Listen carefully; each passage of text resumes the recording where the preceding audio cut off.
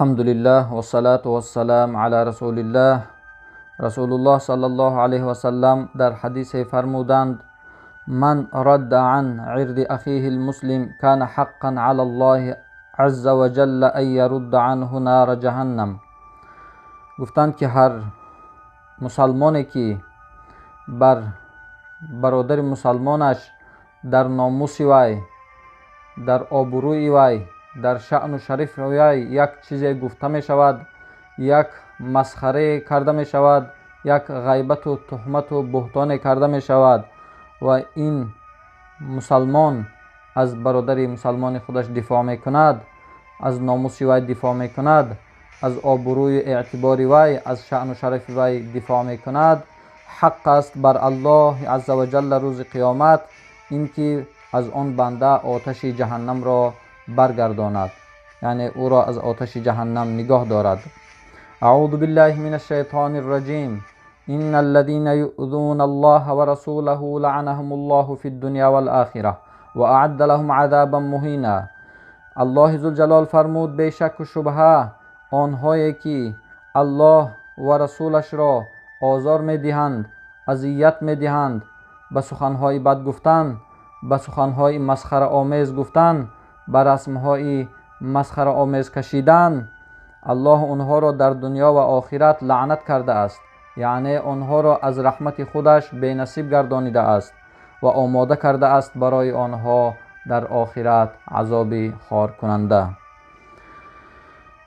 در دیگر حدیث رسول الله صلی الله علیه و سلم فرمودند: من رأى منكم منکرا فلیغیره بیده فإن لم يستطع فبلسانه فإن لم يستطع فبقلبه و ذلك اضعف الایمان.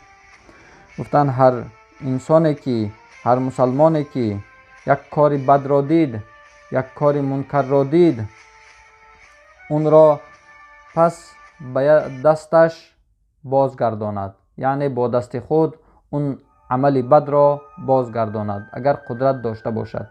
اگر به این قدرت ندارد، پس به زبانش به این کار منکر به اون نفر بگوید که این کاری بد را، این کاری گناه را انجام مده. اگر به این هم قدرت ندارد، پس به دلش باید بد بیند. امام مسلم از حدیث تمیم داری روایت کردند که رسول الله صلی الله علیه و سلم گفتند: الدین النصیحه، دین نصیحت کردن است. قلنا، گفتیم از برای کی؟ گفت: لله و لکتابه و لرسوله و لائمه المسلمین و عامتهم. در شرح این که دین نصیحت است از برای الله و از برای پیغمبر، امام نووی در شرح این حدیث فرمودند: نصیحت کردن از برای پیغمبر معنیش این است که باور کردن به اون رسالتی که پیغمبر به اون رسالت آمد و ایمان آوردن به تمامی آن کارهایی که پیغمبر امر فرمود و اطاعت کردن اون امرهای پیغمبر را و نهی فرموده اون را باز ایستادن و دین اون را نصرت دادن در حالی که پیغمبر زنده و یا در حالی که پیغمبر علیه السلام از دنیا گذشته اند و دشمنی کردن به آنهایی که به پیغمبرش دشمنی می‌ورزند و پیروی کردن از سنت پیغمبر علیه السلام و پهن کردن راه و روش اون، دعوت اون را و سنت اون حضرت را علیه السلام. اعوذ بالله من الشیطان الرجیم. ان الله یدافع عن الذین آمنوا ان الله لا يحب كل خوان کفور. بیشک و شبهه الله دفاع می کند از آنهایی که ایمان آوردند. الله ذوالجلال در وصف پیغمبرش علیه السلام فرمود: و رفعنا لك ذکرک، و برداشتیم، بلند برداشتیم قدر و منزلت تو را ای پیغمبر. یعنی در جایی که لا اله الا الله گفته می شود، در بری او، در برابر او، بعد از او محمد رسول الله گفته می شود. در هر جایی که اشهد ان لا اله الا الله گفته می شود و در بعد از او اشهد ان محمد رسول الله گفته می شود. هر مؤذن، هر نمازخوان در داخل نماز، در اذان، در به زبان آوردن کلمه طیبه و شهادت بعد از لا اله الا الله یکی بعد از اشهد ان لا اله الا الله، بعد از او و اشهد ان محمد رسول الله را به زبان میارد. و آنهایی که به پیغمبر علیه السلام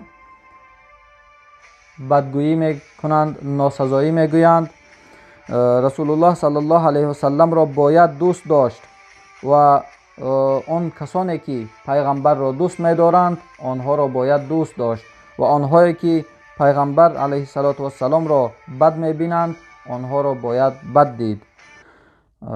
و در آخر گفتنی هستیم که هر کسی که به پیغمبر ما ناسزا میگوید، رسم‌های تمسخر آمیز میکشد و در شأن و شرف آن حضرت میخواهد لطمه وارد کند، اون خودش به بدترین عذاب در این دنیا هم و در آخرت هم گرفتار می شود.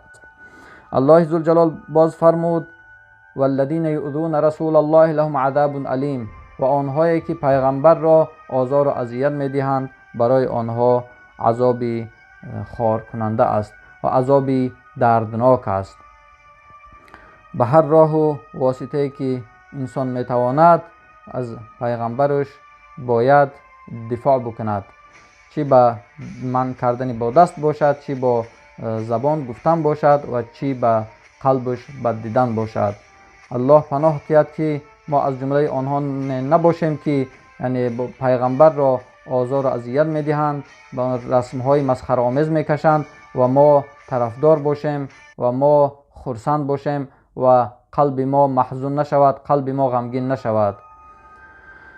الله ذوالجلال روز قیامت ما را از شفاعت آن حضرت علیه السلام با نصیب گردانده باشد. و صلی الله علی خیر خلقه محمد و آله و اصحابه اجمعین. والسلام علیکم و رحمت الله و برکاته.